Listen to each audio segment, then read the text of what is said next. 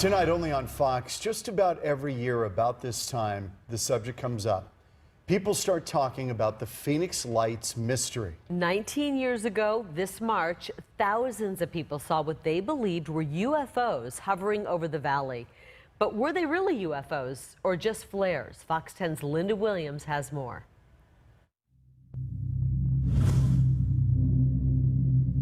March 13th, 1997, nearly 19 years ago. While thousands of people were outside purposely looking at the sky for a glimpse of the Hale-Bopp comet, they also caught a glimpse of 1 mile to 2 mile wide in some very credible reports. Either orbs, giant balls of light that seemed to be attached to something in a mile-wide V formation, or actual craft. They were called the Phoenix Lights and quickly became one of the largest mass UFO sightings of all time. There were many events, starting at 3 p.m. in the afternoon and continuing all the way until 5:30 the next morning. Dr. Lynn Ketai, a Phoenix physician, was one of the first people to witness and record the lights from her home in Paradise Valley. For 19 years, we've tried to defend these incredible videos. She wrote a book about her investigation and produced an award-winning documentary.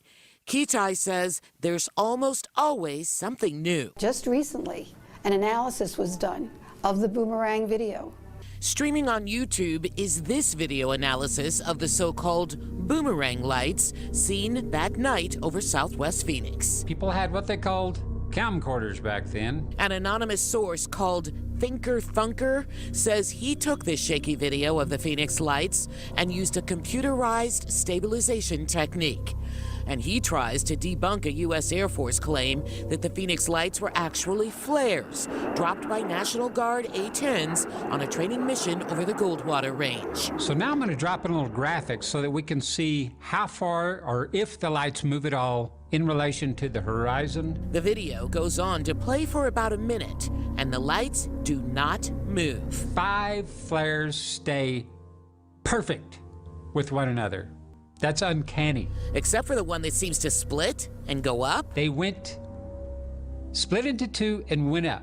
Flares can't do that. Flares drift and drop with the wind. They have huge smoke trails that are illuminated by the flare itself and illuminate the area around it. That's what they're used for. This is video of Air Force flares we shot a few years after the sightings. Not one witness to the Phoenix Lights, or the true unknowns, described any of those characteristics. It always pops up every once in a while. Just when you think it's gone, it comes back. The video was shot by Mike Kristen, shot from his backyard in Moon Valley.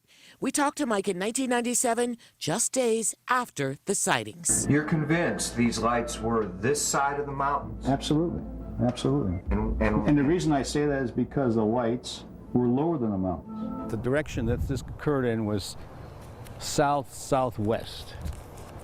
Is the direction, which is looking straight ahead. You can see the range back there. 19 years later, Kristen says he's still waiting for a logical explanation. The video that I had, though, it's like I say, it's been around the world, and many people have seen it, and I thought by now somebody would have an answer to this thing, and nobody has come up with anything logical. He doesn't think they're flares, but he's not going to bother arguing his case any longer. People that believe in the flares are not going to believe in anything else. I don't know what they are, but I know that they are. Dr. Ketai isn't sure what they are either, even after 19 years of research. Still, she hopes to find out and hopes to keep the discussion going. And it's time we get this topic out in the open.